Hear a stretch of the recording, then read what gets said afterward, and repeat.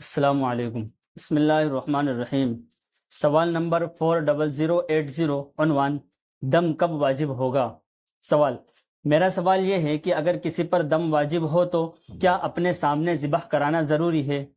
اگر کوئی دم کے پیسے کسی آدمی کو دے آئے کہ سلاٹر ہاؤس میں جمع کرا دینا، کیا اس طرح واجب ادا ہو جائے گا، جبکہ اس بات کا یقین نہیں کہ سلاٹر ہاؤس والوں نے قربانی کر دی ہوگی؟ نمبر 2، پاکستان و انڈیا سے براستہ جدہ یا مکہ جانے والوں کے راستے میں 2 میقات آتے ہیں۔ اگر واپسی پر احرام کی حالت میں ایک میقات سے نکل جائے اور جدہ ایئرپورٹ پر آ کر احرام کھولے تو کیا دم واجب ہوگا، جبکہ ابھی دوسری میقات کی حدود میں ہیں؟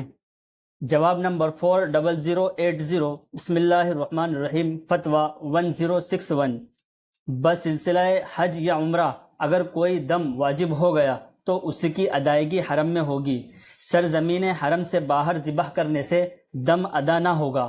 سامنے تو ذبح کرانا ضروری نہیں، البتہ جس کے متعلق یقین ہو کہ وہ حرم میں ذبح کرا دے گا تو بعد ذبح کے دم ادا ہو جائے گا۔